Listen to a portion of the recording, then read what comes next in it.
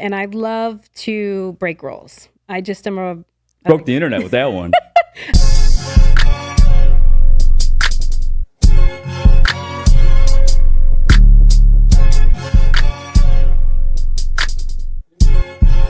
Welcome to the How'd You Get Here podcast. We have a very special guest today. MMA fighter with multiple organizations, including UFC, former Strawweight Champion, boxer, bare-knuckle boxer, commentator, host of UFC Fight Pass, legend. I mean, I can't say anything more about her. The beautiful Pearl Gonzalez. How you doing, Pearl? I'm great. Thank you so much for having me on. I am so excited. But you forgot to add gangster on there. Oh, yeah, that's right. You're a gangster. Princess. Yes, exactly. Oh, you wanted to ask her, where did that come from? Oh, yeah. I've looked you up and I'm like, okay, MMA fighter, princess. Usually you don't hear those two words together, but you really do embody both of them. So how did you get that nickname? It was totally given to me. I did not want a nickname. Originally, I was like, that reminds me of gangs and gangbanging in Chicago. And I was trying so hard to remove myself from that. But my family, someone wrote it on a sign at one of my fights, and one of the announcers was like, Chi-Town Princess. And then it never left me since then. I love it. We represent Chicago, so we love it. How does it feel to be back hometown? Oh my goodness. I'm so happy to be home. There is no place like home, Eric. My family, the food. I had a Portillo's cake shake yesterday. I don't like the cake shake, though. What? I like the cake, but I don't like chunks of food in my shake. I've heard that. I love it. There's something about the mixture, and I don't get that anywhere else, that it's a vibe. You got to get it while you're here. Well, this is about how you got here. So we definitely want to know. We know you started fighting young age, I think 11. Yes. Is that correct? Yes. How was it those first couple years and just fighting so young? Well, I was raised by my father as a single parent. Both of my parents were drug addicts. My dad just so happened to get it together before my mom did.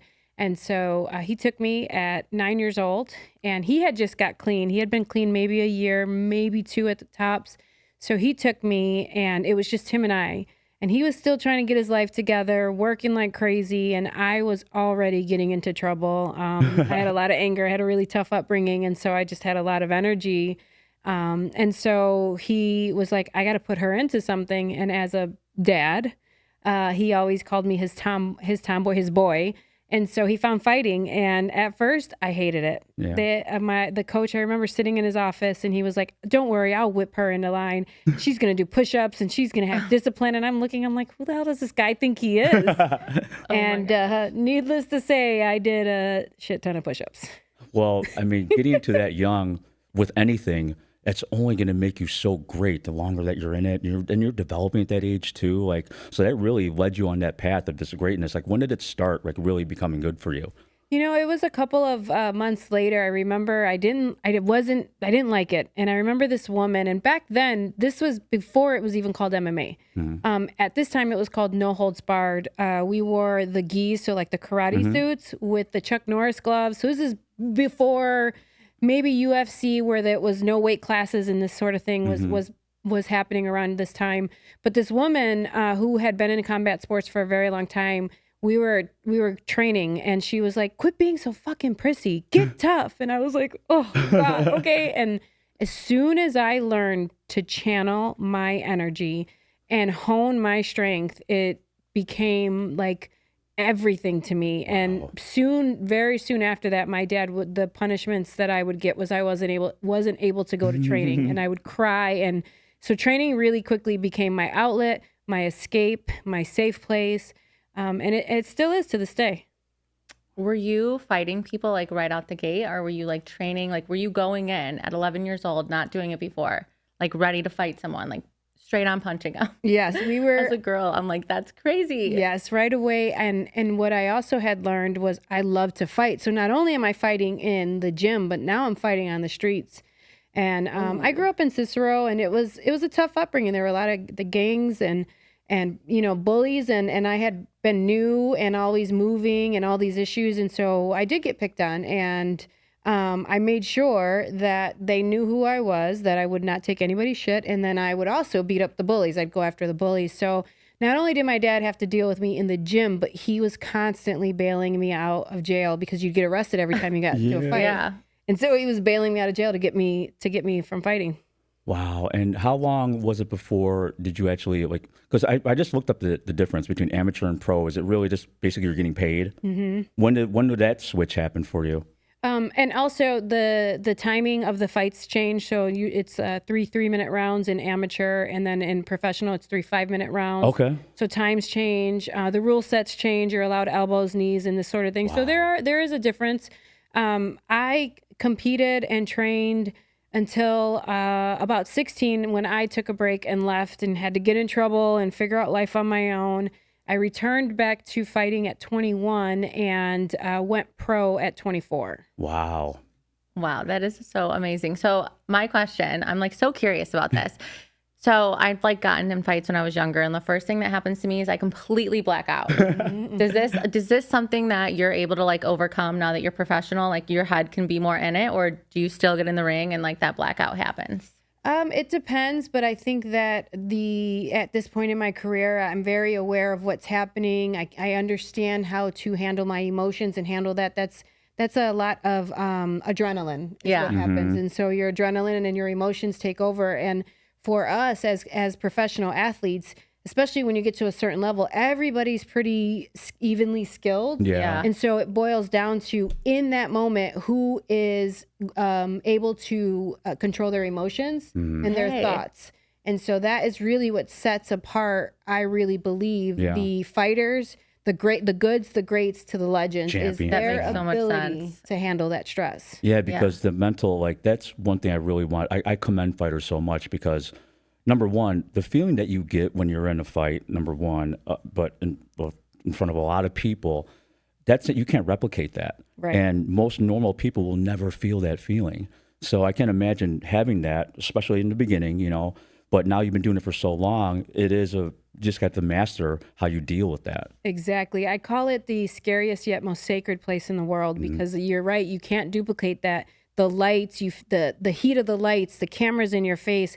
You have someone across the cage from you, and as women, typically, we don't like each other. And my favorite fights are like me and the girl are across, and we're "fuck you, bitch," and we're yelling, and we're really going after each other. Okay. Yes, it is the best feeling in the world. And you have to learn how to hone it because you hear their coaches, you can hear the crowd making people screaming, right? You hear all of that, and you really have to learn how to channel what you're willing to focus on, and also just being present, being in the moment, taking every fight, move, control, positioning as possible. What I like to relate it to, the best way you can relate it to someone who doesn't understand this feeling, is a car crash. Right before you get into a car crash, that feeling where your stomach drops and you're like, and you either freeze or you have to make a decision. That's what we go through repeatedly throughout the fight. I can like feel that right now. I'm like, okay. And girls are way more vicious. Like when you think about it, like even Eric, like when guys get in fights, usually they like, have a little tiff. Girls are like mental. So I'm sure like that fuels it. Like you probably get like more like, I'm gonna ruin her face. Exactly. than guys do. Especially in the weigh-ins, it's like emotional. You're like, fuck you, bitch. I can't wait for this moment. And you said that the girl the one we were just talking about, she actually hit you at the weigh-ins before? She hit me the night before at the weigh-ins, and I didn't say anything, but I was like, bet, bitch, I got you. And so that was my goal, was just to smash that girl. And how much of that do you communicate? Because now I know it's a business, right? Right. Some of it's going to be very, very genuine, but some of it, do you guys talk about it? Like, let's ham this up. I believe there are people that might do that, right? Because you're right, it's a business at this point. But for me, it's never been that. Yeah. I don't like. There's girls that like to play really cool, and I'm like, fuck you, bitch. Like me though, but it really depends on the athlete and what they need to drive them in that fight. Sure. Everybody pulls from. Some people pull from, I got all these haters. Some people pull from, I'm the underdog. Some people pull from, I'm the greatest in the world. And to me, I feel like it's what do you pull from to drive you into that fight. You just remind me of Rose Namajunas, whatever. When she said, she would literally be sitting there saying, I'm the best, I'm the best, I'm the best. She's saying it over and over and over. It's not a show. Like this is really, because you watch that, and when you don't have a lot of background in fighting, like when I'm watching it, I think a lot of people are thought to believe like it's a big fake thing, but no, you're living that. So you're feeling all that. Yes. So that's why you're like pushing yourself to like win the mental game. Right. It's Okay. and on top of that, you have to add in the financial aspect of this. In professional MMA, you get a show money, so you get paid X amount of money, which is typically half of your purse, to show up, to make weight, and do your medicals, etc. And then depending on who wins the fight gets the win bonus. So some get paid literally half, if not less, to win that fight or just to fight. So your livelihood depends on you winning this fight. Oh yeah, most definitely. It becomes, it's literally your paycheck. It's how you survive. And what's crazy is that, UFC's got a lot of hate for, not paying well. But if you're good, you're going to get paid well, no matter what. You'll find an organization. Yeah. We have some history because when we met, it was through is she blood, Megan? Yes. Okay. And I actually hosted you at one of my parties, redefined a treehouse. This was my hip hop party. It was a great party on a Sunday. And it was after your win, right? It was after I actually lost that one. Oh, you did? Yeah. You lost decision? Yeah, I got robbed. I beat that girl's ass, but it's okay. It looked like you beat her ass because I just watched the highlights of it. And wow, I didn't know you lost from that. She got the decision on that one. So that was a tough one, but that was probably one of my favorite performances. The crowd was huge. We fought at the Fizzer Forum in Milwaukee, which is where the Bucks play. Incredible venue. Very cool. And her and I we went toe to toe, and neither one of us was willing to take a step back, and we just traded shots in front of my whole family. It was the best thing ever. How does your family feel about watching all that? They love it. Of course, my mom gets nervous, but at the end of the day, it's an experience. And I think that's why a lot of us do this. We get to bring our family to these different cities, and you bring them to these big venues. And you think it's intense to watch a fight on like the UFC or a big, exciting fight like that. But when you know someone personally, holy shit, your whole heart, you are so involved in this. And so my family, they love it. And some of their best experiences and memories are my fights. And for me, I'm really grateful I've been able to give them that. I didn't even think about that. Like they come along for the ride, when you're doing that stuff. And and they're probably, you probably have some of your biggest supporters. And it's part of your purpose too, that you're doing it for. Yes. That's amazing. That is really amazing. I watch my kids play travel like basketball, and I freak out when one of them gets hurt. I cannot imagine. Getting punched. It's like thrilling though. Like you want stuff to happen. Like even at a young age, you're like, "Con, make it like get a good game going." So I'm sure like now that they're more seasoned, they're probably like able to handle it better. But still, that like heart attack, I'm sure.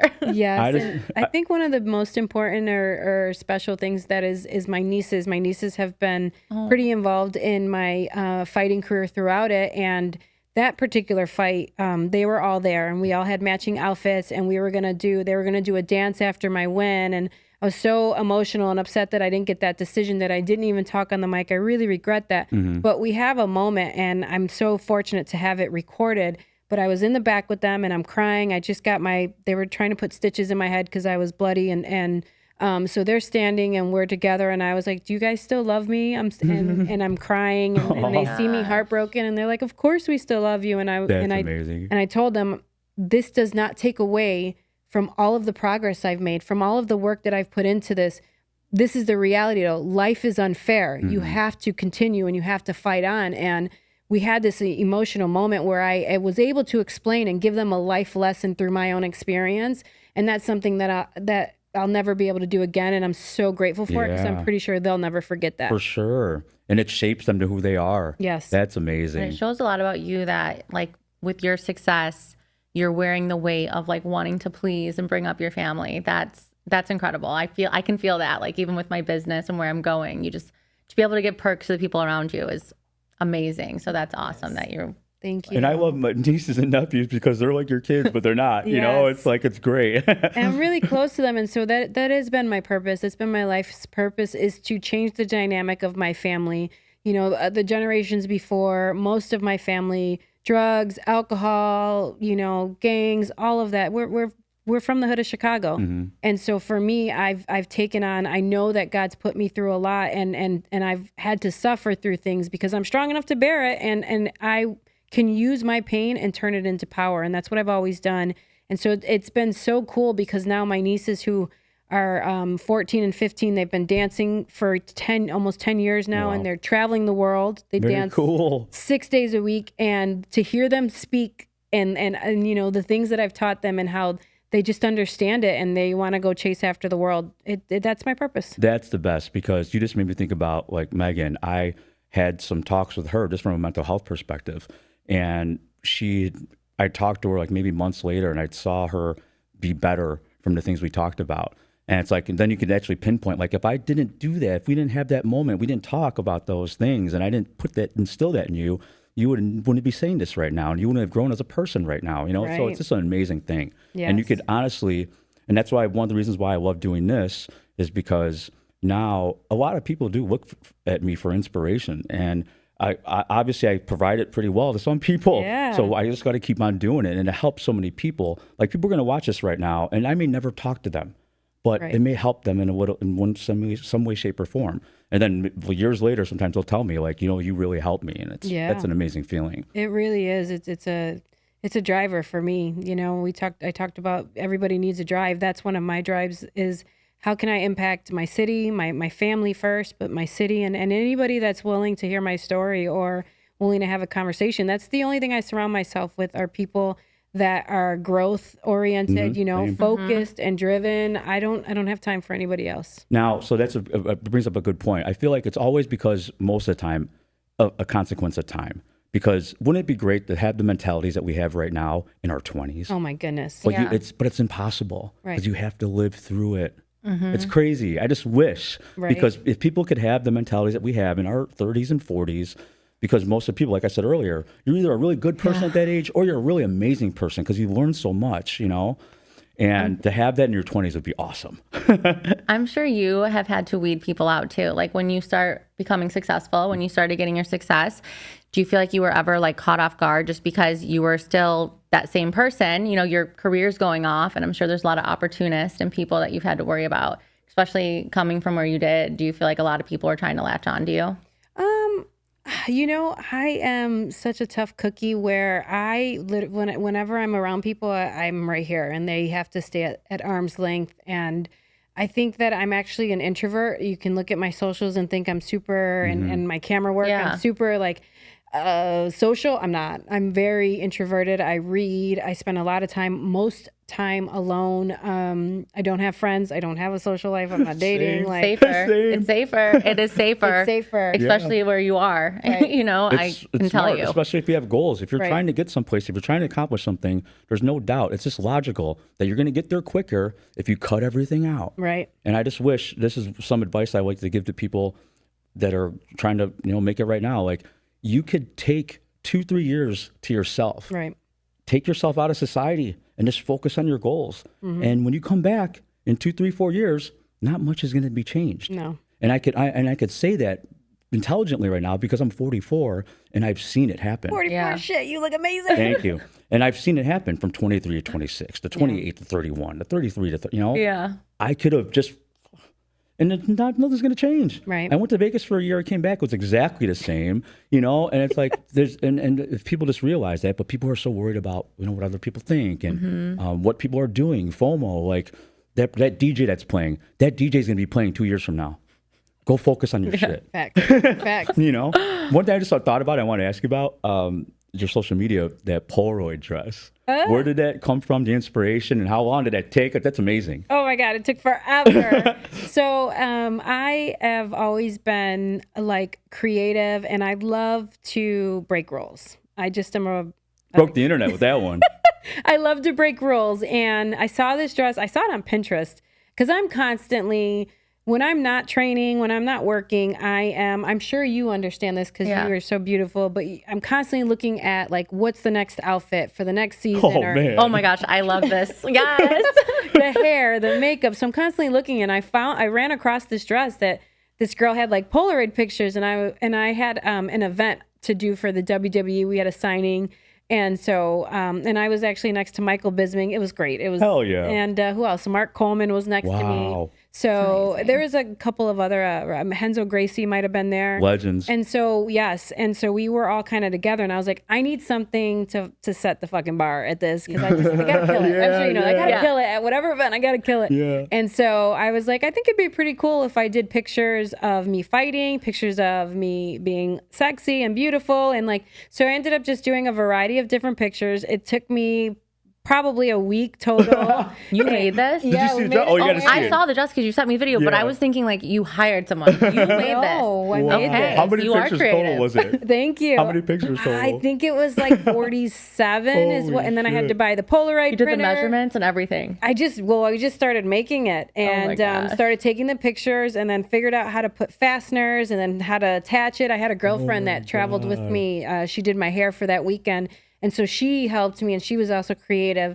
And so my aunt, Denise, I don't know if you met her, you may not. She has been a huge part of my fight career. If you guys have seen any of my photos, what I was known for and where I really set myself apart from the rest of the women in the sport was my weigh-ins. And all of my weigh-ins had pearls on them, bikinis, and my aunt handmade most of my outfits by hand, pearls. And I've gone out in some crazy, outfits. And so she's always been extremely involved in all of my outfits. So she helped online and we just kind of I pulled all the pictures together. We figured out how to put it together. I had to run to Joann's and it's a statement. You made a statement. And I was going to ask you too, because you are in fighting, what is your beauty regimen look like before and after? Because I'm sure you do some crazy, you have to have some secrets.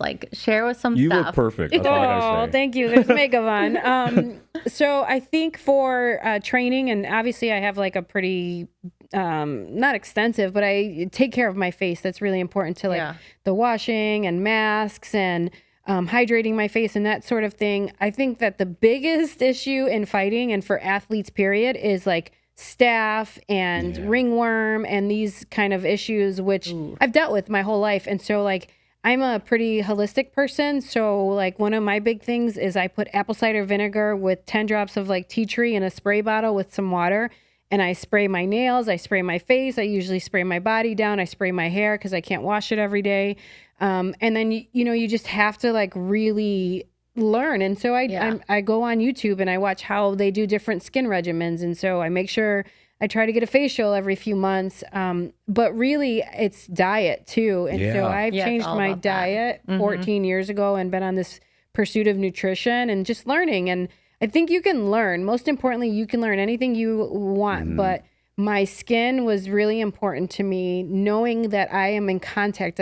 I've had people's sweat go in my eyes. I've had people's drool go in my mouth as I'm rolling with them. You get their sweat and drool go in your earlobes, and it's just everywhere. You're just covered in people's, body fluids. And so you have to really, my clothes get washed with apple cider vinegar and baking soda and tea tree drops. And I like to put them in the sun so that they get sanitized. And you really have to think, most importantly, I think, is hygiene for athletes, for especially a contact sport like mine. No, that makes sense, because I will a lot of athletes, I'll notice their skin will be a little bit more broken out and stuff. And I was always thinking, I'm it has to be because they're just constantly sweating. If I sauna, I'll break out. So I know it's the sweat. And then you're mixing that with other people's chemistry. And so whenever I get a pimple, I always put tea tree.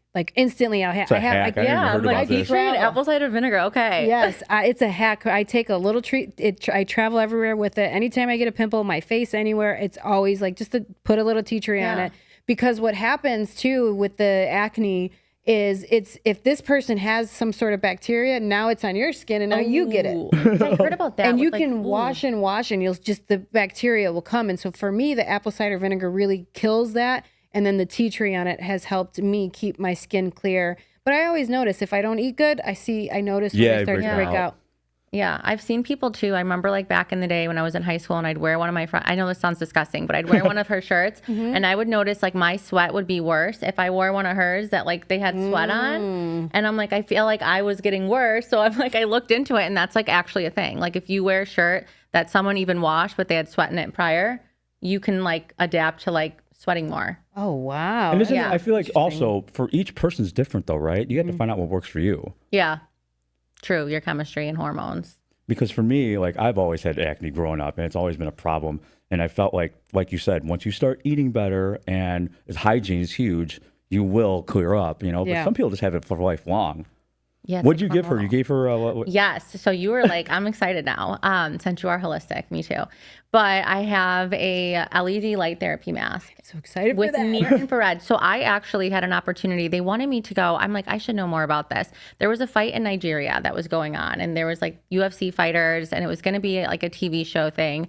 And it was like 2 shows they were picking me between. It was like these women or it was this show. And I was thinking the women one was going to be the one most interested. But the UFC fighters were the most interested because they love red light therapy. Yes. They're like the near infrared. So I was like, okay, she's got to have one of those. Yes, I'm so you have no idea how excited I am for that. It has blue too, which is antibacterial. That's so that amazing. like killing germs, you put it on blue, it does that.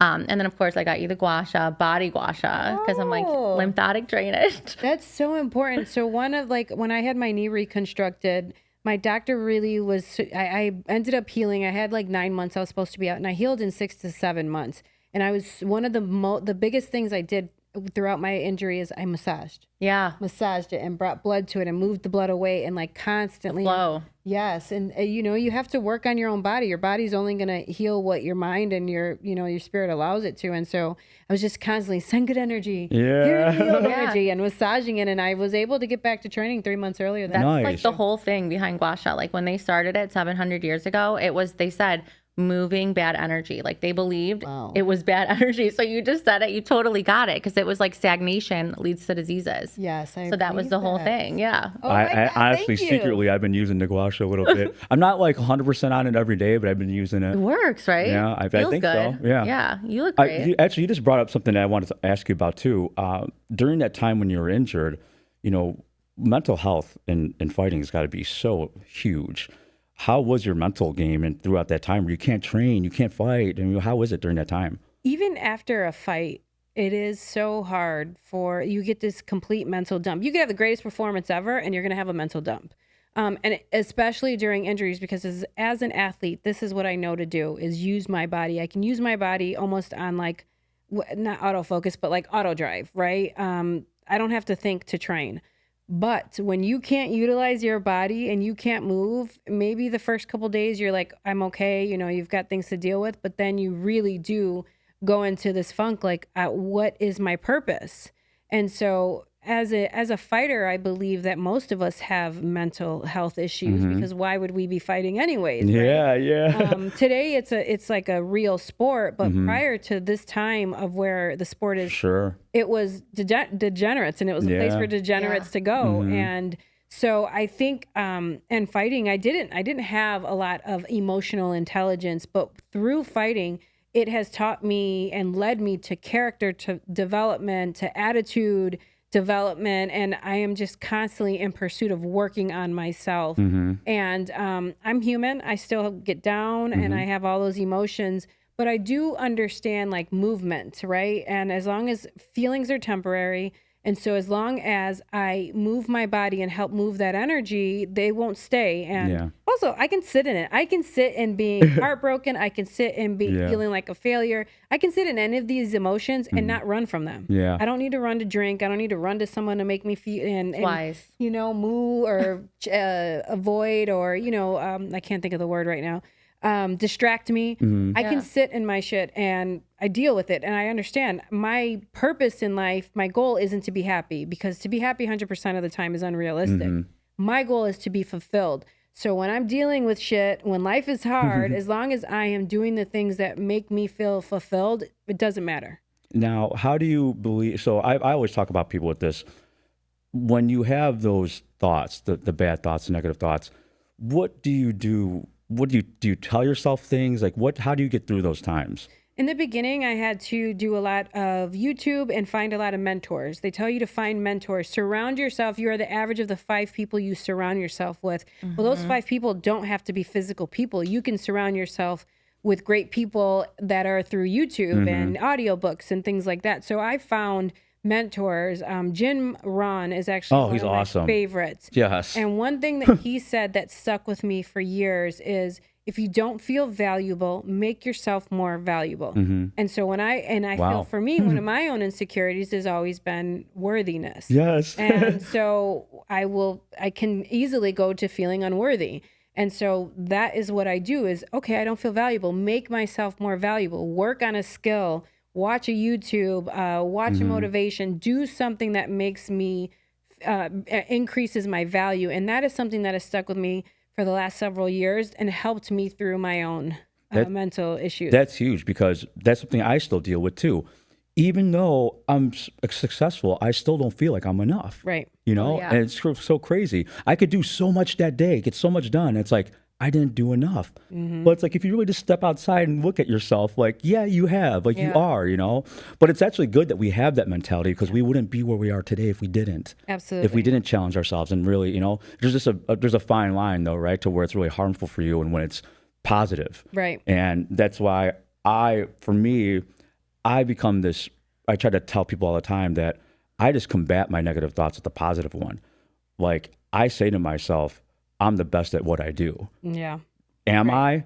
I don't care because that's what I believe. Right. I've said that to myself a million times and that's what I believe. Right. And I feel notes from you guys right now. And I feel like it's because, you know, and I try to tell you some of these things too, you know. No, it is. For me, it's just, I feel like it's repetition. Right. You know, if you telling yourself that you're not enough, well, you've been saying that for a long time, so you're conditioned to do that. Right. But if you start telling yourself that you are, and you keep on doing that, every time you get that bad feeling, it's going to start to become a habit, then it's going to become automatic, and then you're actually going to believe it. Right. But you're not going to get to that point unless you do it every single time. Yes. And I feel like every time you do it, you're taking a step forward. Every time you don't, you're taking a step back. Right. And you just have to keep on doing it. I have things that I've said to myself in the mirror. You would think I'm a crazy person, but no, that's where I'm at right now. Now my mental game is so strong, and so my because of all that habitual saying this stuff over and over and over. Yeah, they teach that, like the mirror thing. They actually, I just learned that at my Savannah residency. Yeah, they like were, because I remember I saw like a video. Kendall Jenner had like her baby picture in there, and then I went to Savannah and they trained that. They're like, would you talk bad to her? Because I'm so hard on myself. I feel like anyone who is pushing for something, like I'm a CEO, you are a professional fighter, Eric, you know, we're all business owners in a different way.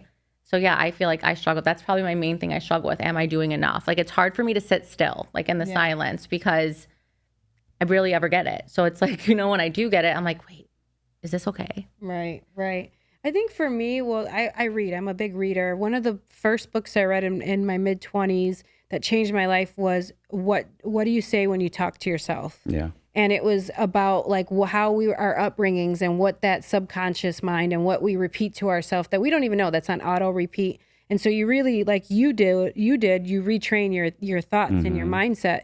And then for me, every year I work on something. My birthday comes, I'm like, this is what I'm going to focus on.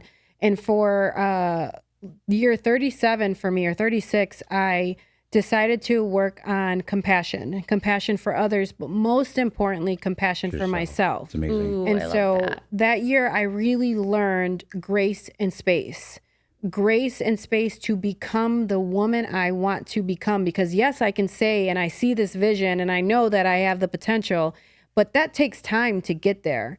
And if I don't give myself the compassion and that space to become her, then it's going to be a lot harder, and it might just set me back a little bit further to becoming that woman. And so grace and space was something I really worked on. Space to become the woman I'm going to become. And that really helped because I was my biggest critic. I was my biggest, at times, enemy. And it set me back in many ways in my fighting career, actually. And so that was something I really worked on. And I think today there are times when I'm impatient with myself and I don't feel like I'm where I should be.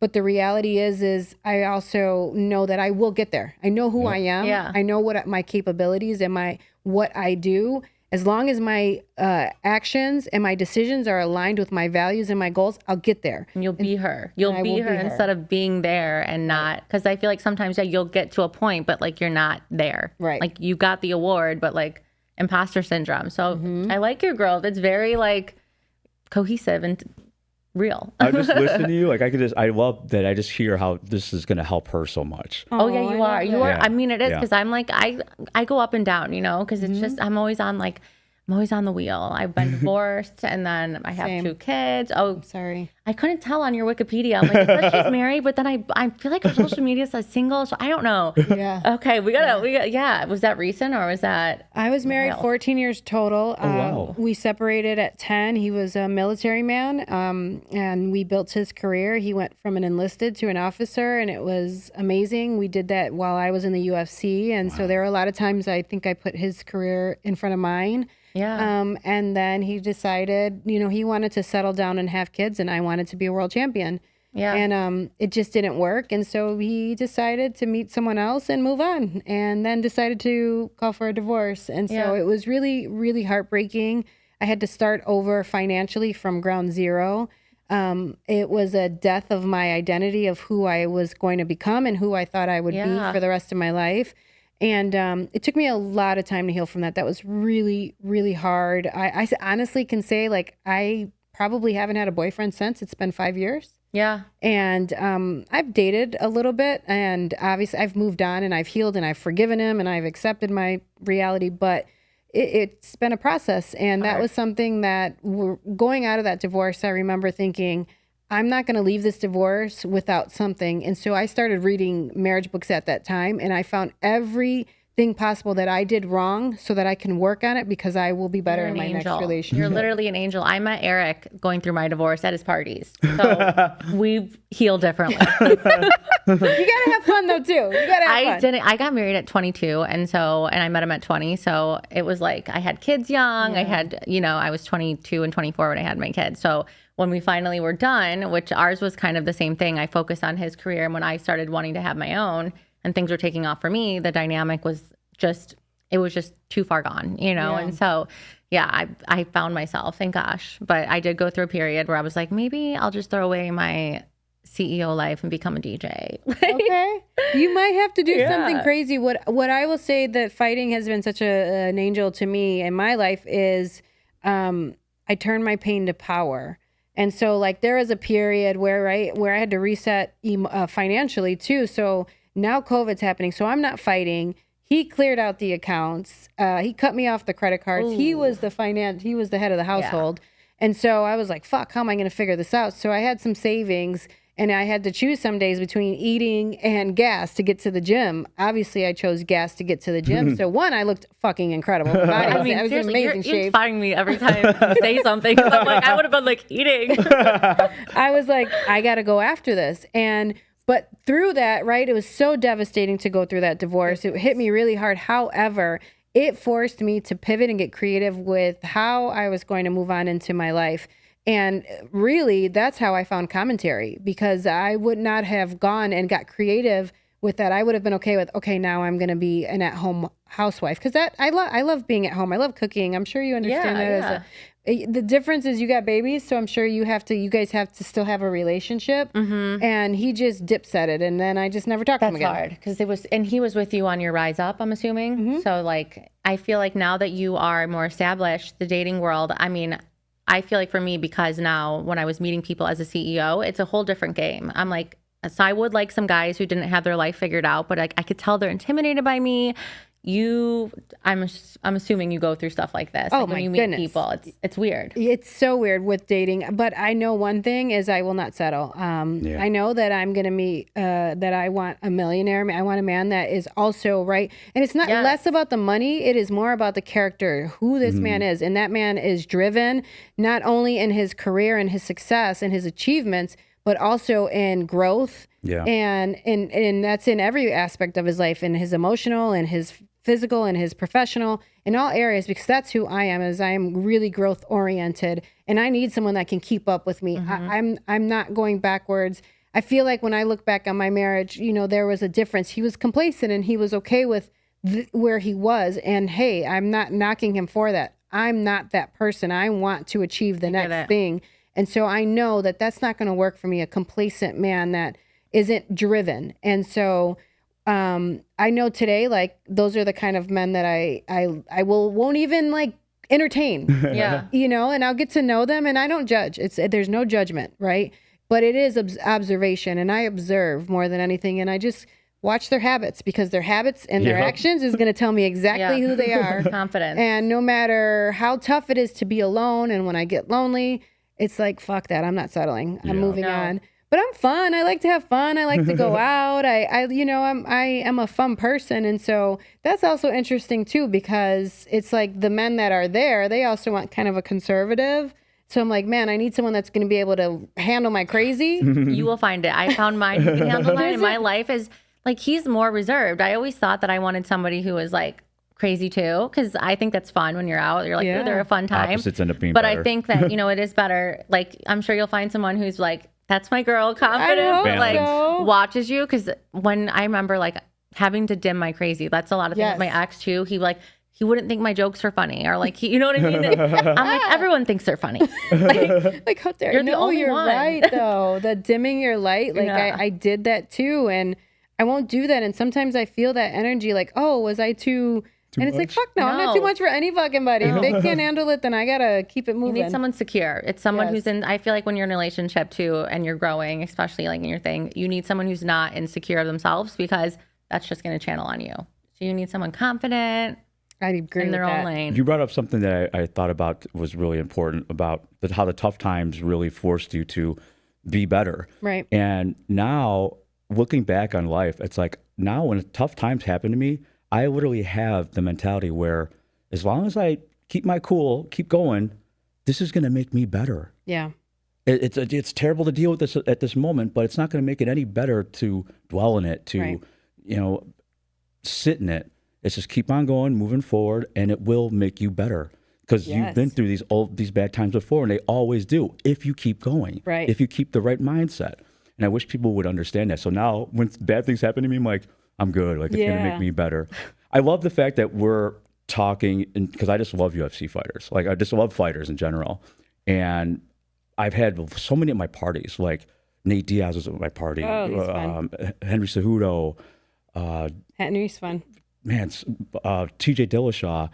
And sitting down and talking to you, you actually get to know a person. Because think about how many people we know, but you really don't know. Right. But when you're forced to sit down and have a hour conversation with someone, you learn more about these people than you do with most of the people you know. Yeah. And it's just such a great thing because, like I said, I don't even watch TV anymore. The only thing I do is when I eat, I have to watch something. I put on UFC fights. I love that. Yeah.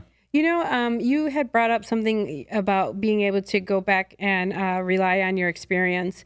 And there's a couple things. One, my nieces, and we've been repeating it, and this is something that they have on repeat in their mindset, is as long as I don't stop trying, I'll never fail. As long as I keep trying, I'll never fail. And so that's one mantra. But this year, what I've really worked on and I'm working on is changing my mentality to, I'm so stressed out, or this is a problem that's as impossible, to I'm so challenged in this moment right now. I'm so challenged. And that has been my mental shift that I'm working on, because one, I fucking love challenge. Yeah, I love challenge. Yeah. So that changes that one. And that two, it's in, oh my gosh. And then in this moment, because emotions are temporary, feelings are temporary. I'll get past this. But for me, that's really helped, instead of being like, this is too much, I can't handle it. So I'm so fucking challenged right now, because I rise to the occasion. Yeah, every time she says something, I'm like, this is going to help you. Yeah, it is going to help me. But okay, you said challenge, and I just thought like bare-knuckle fighting. So was that like what were you thinking to get into that? Because I'm like, that just scares me. Like, that label is just scary. So how did that come about? Bare knuckles. So I injured my knee, that surgery I was talking about earlier. I injured my knee. I tore my knee for the 5th time, my MCL, and completely off the bone. Prior to that, I had healed it through physical therapy, PRP, and no surgeries. But now that it's torn off the bone, I have to have surgery. I cannot grapple anymore. So now I can't compete in MMA. This is 2020, or this is the very beginning, January 2021. And this BKFC is starting to gain some momentum. And so although I couldn't grapple, I could still run and I could box. And so I was like, fuck it. They offered me a contract. It was a great time. Paige Van Zant just signed. Rachel Ostovich just signed. These are both beautiful girls that are fighters as well. And I was like, fuck it. This is my opportunity. I want to fight both of them. And I can fight now. And so that was why I got into bare knuckle fighting at that time. And it was perfect. And the fights, to be honest, those were probably some of the funnest fights in my career. Really? They were so fucking fun. Like the first fight, I kept hitting her on the top of her head, which is the hardest part of your skull. And so my hands swelled. They were swollen as soon as the fight was over. But the swelling and the bruising and black and blue went all the way to my elbows. I couldn't use my hands for like 2 weeks. Holy It was fucking, I was like this. And so my hands were fucked up that time. The second fight was a real fight. The girl, I'm not even gonna say her name. I can't stand this bitch. But like we had a real fight. We were in each other's face. We were yelling. That was another fight I really believe I got robbed in. She got the decision on that one. But that fight was, even though I can't stand her, it was one of my favorite fights because at the end of it, you see us screaming, "You fucking bitch." We're in each other's face throughout the whole time. You see us talking back and forth. And I'm like, "You feel my fucking power, bitch." And she's like, "Fuck you, bitch." And like, it was so real. And like, there's no gloves and you feel every fucking shot because your knuckles are hitting them somewhere. And she was cut open and there was, I was bloody. And like, you smell the blood. It was just oh my God.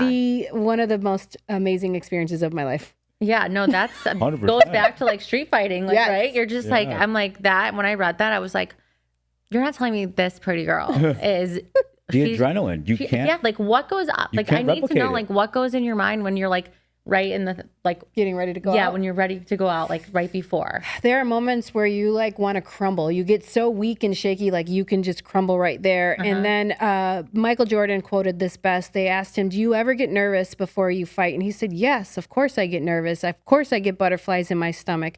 I make my butterflies fly in the same direction." And I took that to heart. And that, so when I'm in that place, I slow down and I make my butterflies fly in one direction, and then it's time to walk. And as soon as I hit my walk, as soon as the walk starts, I'm good. Now I'm locked in. Nothing else matters.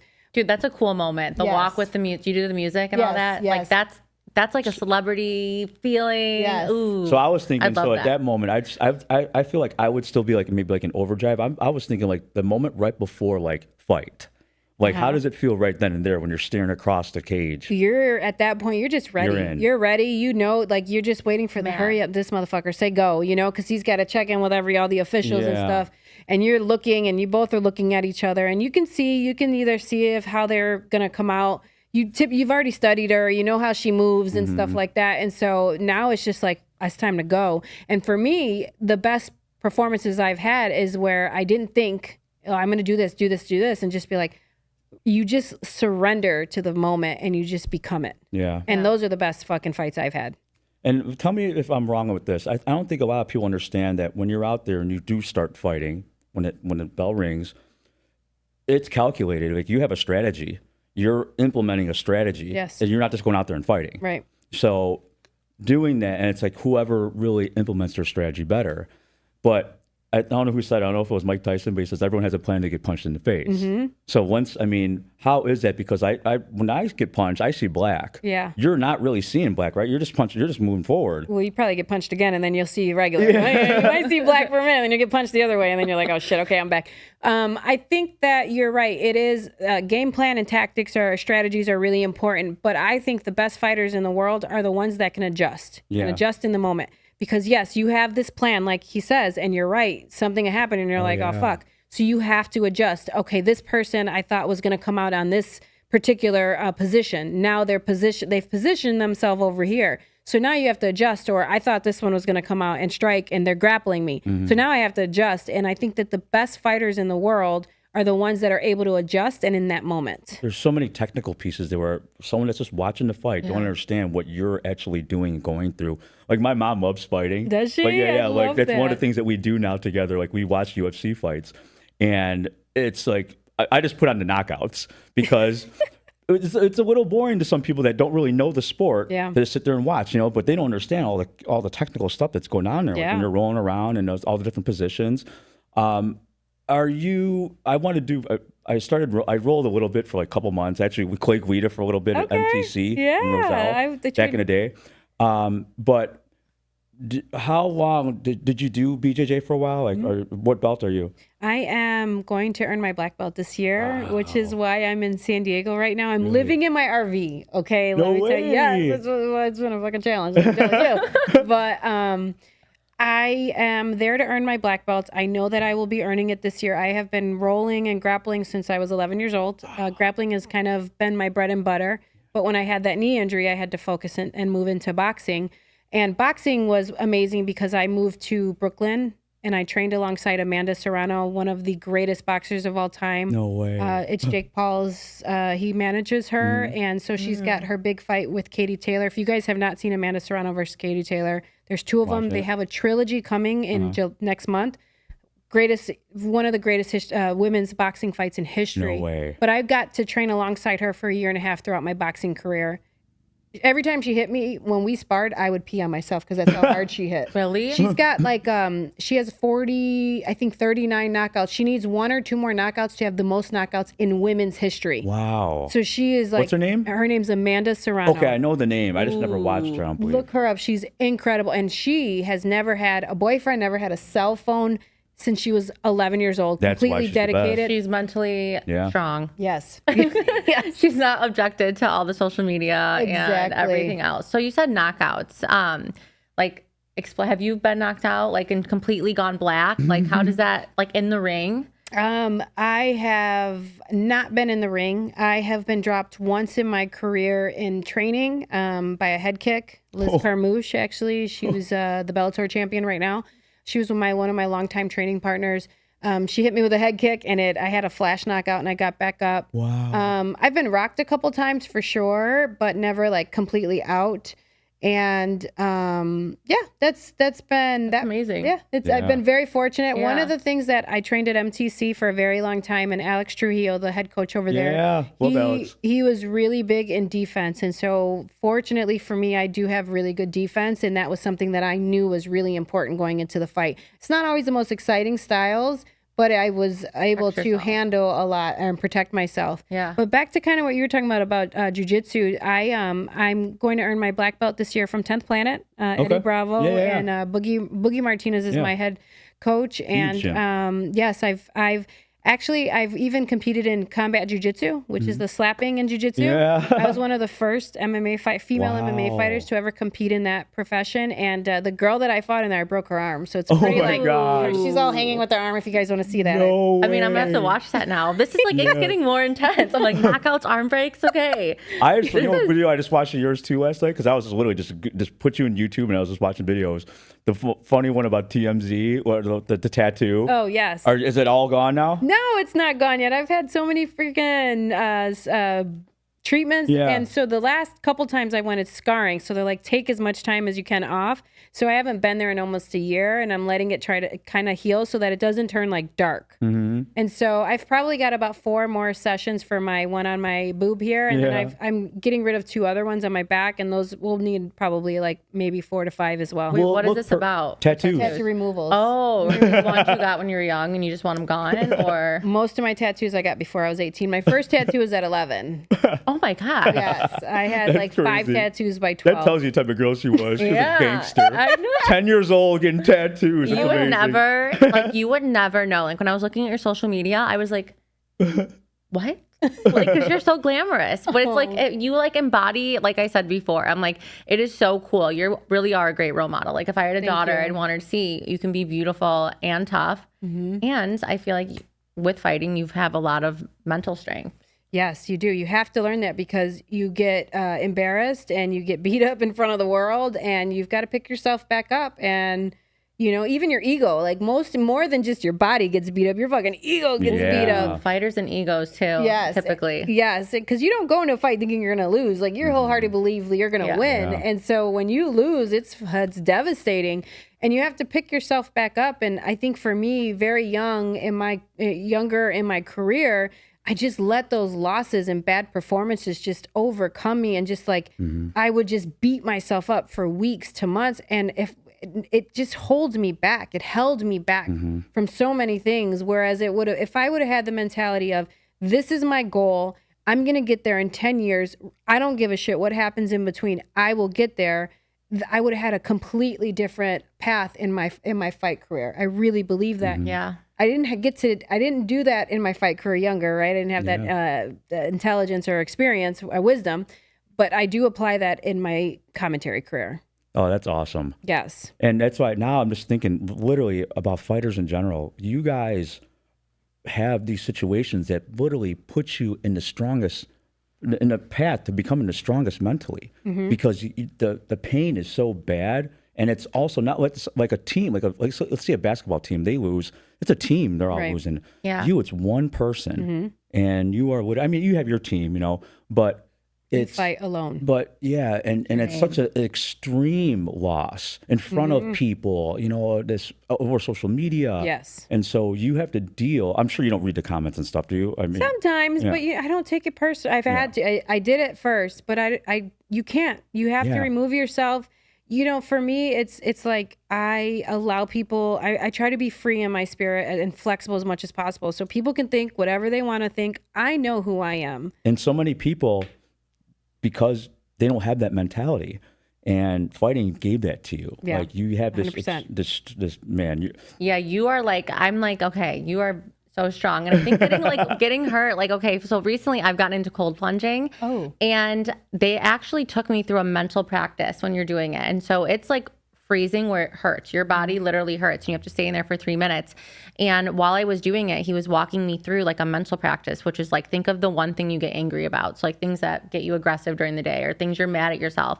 So I literally sit in my cold plunge for 3 minutes. I'm like, I can do hard things. I'm like walking myself through a mental practice, but I'm like, it makes sense because like you're subjecting yourself to getting hurt. But I feel like with pain comes growth. Yes. So that is completely why you are like the epitome of like mental health right here. All your stuff you're saying is so good. And also I always say this on my tombstone.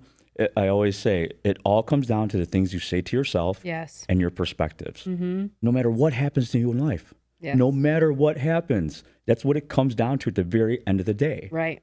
And if you realize that and you actually internalize that, then you will stop yourself when you have these negative thoughts. Yes. And you will either combat them, because some people say, like, I saw Sanguru say that just realize it's just a thought, don't give it power, like positive.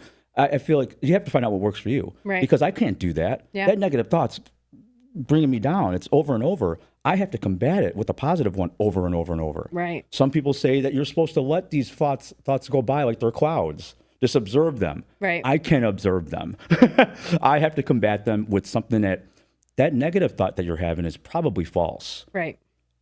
Why don't you combat it with a positive one that's false? Yeah. A lot of times you just can't believe what you tell yourself all the time, because a lot of times it's always negative. Yes. One thing that someone taught me, and I'll never forget this, is if you can't change something, change the way you look at it. And there are a lot of things that are out of your control. And so either you can stress about it and deal and, put all this energy that our energy is not infinite. You're wasting if you put energy here, you're taking from another area, or you can just allow it. And for you, I could totally see that because you're a man. You're like, I got to fix this problem right now. For me as a woman, I can sit with that thought and I'll feel it. I will feel That's like the worst, the most biggest failure in my life. I will feel that. Yeah. I will sit in it. And I think for me, my power comes in not doing anything. I'm just allowing it to pass. And it's just like, okay, I'll feel it. I'll let it go. And I'm going to feel like shit today. And I'm still feeling like shit. And then finally it's like, you know what? All right, I'm ready to face the day. And so for me, I can just allow for it instead of trying to run from it or trying to beat it out of myself. And I think, like you said, everything, it depends on the person and how it works for you.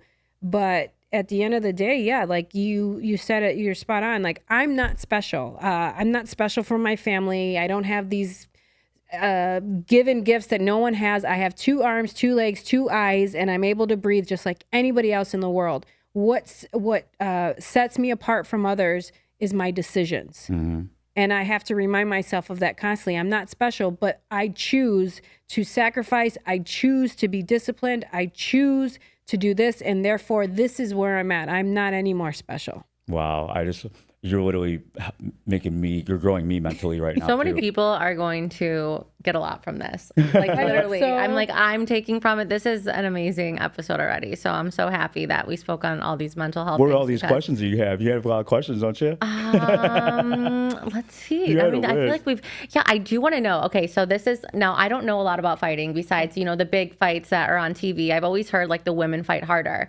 So I've been disappointed in some of these big ones that are so televised, and it's really not like as going at each other. But by the way you're sounding your fights, you're breaking arms and stuff. Do you feel like when it's more like, I'm talking about like the big fights, like when you have Mayweather and like those type of things, it doesn't, sometimes they're like, they don't satisfy you as much.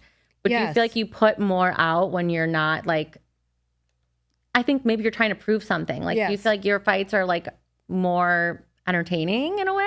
I think at the latter point in my career, yes, because I knew that the time inside of that cage or ring was very limited, and I didn't know if I'd be back in there, and so there was no point of playing safe and just fighting to win. I was fighting to embrace the moment, and so my last fights were my best performances and most exciting fights. But this weekend, for instance, Saturday, we have a really amazing fight card, UFC 316, I believe it is. And the co-main event is Juliana Pena, who's actually living here in Chicago. She's the UFC bantamweight champion. I can't believe you just brought her up. Where I is was going to bring her up. She's fighting this weekend against Kayla Harrison, and they're in New Jersey, this fight. And that's going to be a badass card because one, Juliana kind of just comes forward and she has a really chaotic pace.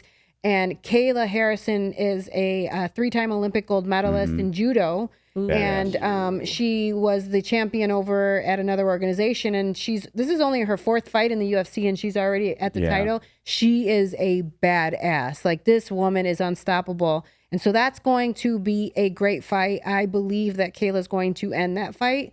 And then the next month, you will have who I talked about earlier, Amanda Serrano versus Katie Taylor, one of the greatest female boxing. They just go head to head. And this is their 3rd fight. So this is going to be now, they've done 10 2-minutes. So this is 40. This will be 1 hour they'll spend together inside this ring fighting each other. This is their trilogy fight. But her fight card, this is Amanda's fight card, is an all-women's card. And they have about 7 world titles on the line from 7 different weight classes of women. So this is going to be rough. Badass women's. It's a historical women's boxing card. That's sick. Which will also be another badass night of fights. But yeah, there are great fights, but like anything, especially at that level, when money is so important, whether you win or lose, you either come home with half your paycheck or a full paycheck. They have to fight strategic. And so at times, and when the skills are the same and no one's willing to take risks, fights aren't as exciting. But I will say that Saturday's fight's going to be badass, and then that fight card will also be I'm great. definitely watching. I'm like, ooh, okay, good. We got the insider here. So I got a funny story about Juliana Pena. So I met her probably 3-4 years ago. It was when I was at Mansion on, when I was on Mansion on Rush? So I was a quasi partner in this Japanese fine dining restaurant. And I started throwing a party there on the other side of the restaurant. It had a lounge. And I met her there. And I don't know how it happened, but we ended up meeting up one night. And we went out to Tao, partied, had a great time. It was really fun. And this is when she had just won the championship. She had just become the champion. So I'm with her at Tao, partying. And she looked over to her side while we're on the dance floor, and she's like, "Oh shit, like that's my ex," And I guess she had some issues with him. And I look over, and I actually knew the guy. He was like, he's just, I don't want to say too much, but he's just known for some not so good things. Oh no. Yeah, and so automatically I got kind of freaked out because we're kind of like looking like we're dancing together and stuff. And this guy's a powerful guy. And I'm just like, I don't want to even look like we even know each other right now. Hi. And I don't know what ended up happening, but like everyone got so wasted. I ended up just going home, and she went home. But then like the next day, she stopped like returning my calls, and I hope you see this right now. And I heard through the grapevine that she thought like I stole her phone. What? Yeah, and I don't know. I heard through the grapevine because I was friends with some of the team that she was with, and like, yeah, she thinks you took her phone, and I'm like, that did not happen. I would never do that. You know, never. never. I would gladly return it back. I don't want Yeah. anything. I'll hurt anyone. But yeah, that's my story with Juliana Pena. So like now, like, and we used to talk on social media. Now she wouldn't even respond to me. I stopped trying, you know. But I'm just like, I want to tell her like, I did not do It's that. I how would never we do can that. Pickpocketers. But like, it kind of goes back to what you're saying. Like, I feel like once you become this certain level, you do kind of worry about certain people that aren't being genuine, and you don't know who to trust. Exactly, you know. Not everybody also does the self work, right? Like for me, that's one of my number one values is my growth and my emotional mindset. And not everybody is there. And so, you know, whatever she was going through probably had nothing to do with you and everything to do with where she was and is. And so, you know, that this is a thing. This is why I don't have many friends, because it's like, that's not the energy I want to be around. But thank you for showing me who you are, because I'm out, you know? So I didn't even know that was the co-main. Is this the one with Sugar Sean and Marab? Wow, that's gonna be really good. That's this Saturday? Yes, this Saturday. Oh my God. And you can just watch this like Pay-per-view. pay-per-view? Yeah. Okay. Yeah. UFC 316. My boyfriend's gonna be so happy. He's gonna be like, "You want to watch this stuff?" I'm like, now I'm like super intrigued. Yeah. I do like watching it. I just don't like hear about him as much. But I mean, You got to watch her fight. yeah. I mean, your wife fights. Yeah. Oh my gosh, Are you breaking gonna arms. come back for 319? I was so bummed. I really wanted to work that. I believe I have a show on the 15th in LA, but it's my birthday weekend, and I'm like, Oh, really? how in the fuck am I not going to be? Yeah. Chicago. UFC hasn't been here in 6 years. How am I not going to be here? Yeah. So I might. I haven't decided, but I might just work my show and then fly in the next day and go to the fights. I wanted to work it, but I don't think that's realistic. Yeah. And then at least go and watch it and be a guest. I only saw. How many times has it been in Chicago? It's been here maybe like 4 or 5 times. I saw it only the first time. It was when Anderson Silva and Patrick Cote fought in the main event. How old were you then? I was like 22, and I actually was shopping for boxing gloves. Or 21. I just got back into fighting. I was shopping downtown for boxing gloves, right across the street from the Rock and Roll McDonald's. Oh yeah. The Sports Authority used to be there. Sports Authority. Wow. I was shopping there for boxing gloves, and who walks in or who's there? Anderson Silva. No way. And I was like, oh my God. I would have cried. Yeah. I was like, I'm like, look, I'm buying gloves. Can I Yeah. have a picture? And he took a picture with me. It was really fucking cool. That's so cool. And Yeah. I believe that night, I think that fight ended early because Cote hurt his knee or something like that. I don't remember. I believe, and I think he came to Spy Bar after. We had an after party, and he was there partying Oh, after. no way. There was a buddy of mine, shout out Johnny Lombardius from Spy Bar.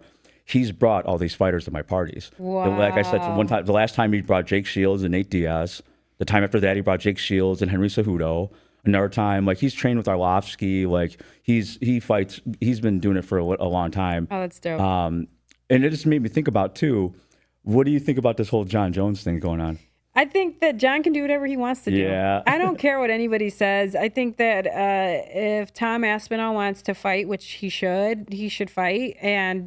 But Jon holds the card. Yeah, he can do whatever he wants. Let him do what he wants to do. You know, let him have fun with this. I think he was gone, and he's been through a lot in his career, and he's always come back, and he always performs and does a great job. And you just got to let him do whatever he wants to do. I know Jon personally. Yeah. So this is what's hard is I know so many of these athletes personally that it's hard for me to be like to really make a judgment on them. And Jon was very helpful for me. I was in camp for my championship fight, and I had asked him, you know, what's your advice? And he was like, take notes, Pearl. Write notes, make sure that you are in line with your coaches and your whole team is together. He's like, I have hundreds of notebooks, and he talks about that to this day. Yeah, that's crazy because, and it made me think about him too, because listening to him talk, he's been through so much in his career and also personal life. Yeah. That now that he's older, you see how much he's developed. He's so zen. His mindset, his mentality is like, this is not the same Jon Jones that was in his 20s partying in Vegas with cocaine. This is an adult now with a lot of wisdom and experience. Right. And does he pass it on as much as... He's very selective on who he talks to. He doesn't do interviews. He doesn't talk to many people as he should, right? Yeah. The higher up you get, and like you said, the more people they just want a piece of you. They just want a little bit of that. Yeah.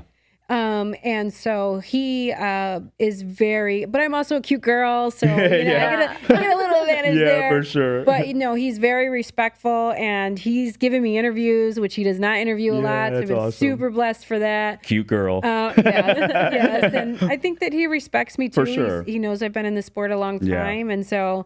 Yeah, I'm fortunate for that. I think another great friend of mine who is also amazing, Alex Botan Pereira. He's another person. Like if you watch and see his kind of what he's done something that is unheard of. Like he got knocked out cold. This dude was fucking out and came back to become the greatest of all time. Yeah. He's going to go down as one of the greatest champions of all time, literally. And that shows you that, and that happened in a matter of 2 years of being knocked out and taking Izzy taking his belt to coming back to knocking him out, I think, or winning the belt back and then knocking everybody out, going moving on a forward. rise. That's amazing. And like, man, how does that happen? And his story was he was an alcoholic from 12 to 21. No way. He didn't get into fighting until 21, and he did a whole kickboxing career and was one of the greatest kickboxers of all time. And didn't get into MMA and actually fighting in MMA until like 28, 29 years old. And what I love about him is that, and this is why I asked if Jon Jones gives back, because I see Alex do a lot for community. I feel like the bigger you get, the more, I mean, just in general, the more you give, the more you get, the better you feel. You make the world a better place. Like, I'm not even rich, but I'm throwing fucking 7-layer cashiers $20 here or there, you know? And that I know that makes me happier. I know that makes that person happier. I know it makes the world a better place. Right. And so when you reach that level of fame and money, like you should be giving as much as you can. Yeah. And I see Alex doing that a lot. You know, John has a really great several programs in Albuquerque that he does. Yes, they were going and like stopping crime, and during COVID they were going and handing out food and backpacks, and he's always had a ton of programs back home, like community programs, you know. But someone else who's like really big and like such a like big helper and helps people, never takes credit for it, is Dana. Really? Dana is an amazing man. Yeah. And he's always giving and helping in any which way he possibly can, and he never wants credit, and nor will he ever take the credit for it. Well, he said something that's totally I embody. He's like, I hate sleep. He only sleeps like 3-4 hours a night. Like, that's me. He's like, if I didn't have to sleep, I wouldn't. Yeah. Because I love what I do. I wake up and I love. He changed my mentality over the challenge. Really? He taught me that. He said, I had asked him, like, how do you deal? And he says, I fucking love problems, because problems give me an opportunity to find a solution. To get better. And I fucking love challenge. To get better. I always tell people, like,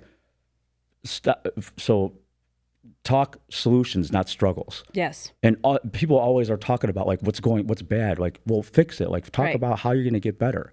And if you have that mindset, it's all about the things you say to yourself. Absolutely. Because this is a switch. Like what I've been doing too, about I have to go to the gym. I get to go to the gym. Right. That simple one-word change totally changes the experience. Yeah. And now you're talking from a place of gratitude rather than stress. Right. And if people just realize that doing that could totally change how you feel on a day-to-day basis, it could change where you're going to be in your life in 5 years. Just by changing one word. Right. Your perspective. Yeah. 100%. And I can almost see your brain just getting. I'm thinking, I'm like, okay, like I have a whole new like respect for fighters. I'm like, it is a complete, like you said, a lot of people come from hard. That's how they get into it. But it is a whole mental game. It really is. Like you think it's physical, but no, putting yourself out there like that, it's all mental. It has to be. And it's crazy. Like, wow. So I just looked at time. It's actually a good time to close it out. How we like to end the podcast is shouting out someone that you love, support, miss, what have you, because we're on some wholesome shit here. Oh, I love that. Okay, so I'm going to give a big shout out to Patricia Nicole. She's at I Am Painted Hair, and she is this new hairstylist I recently started working with, and she's so talented. She's so amazing. And she too has this feeling like she's not where she's supposed to be, and the world hasn't seen her work. And her and I have had a heart to heart, and she's just such a beautiful spirit, and she inspires me. And I got to give her a shout out, because she came and she just immediately was like, we're going to take your hair. We're going to take it to the next level. And she did. She helped take me to the next level.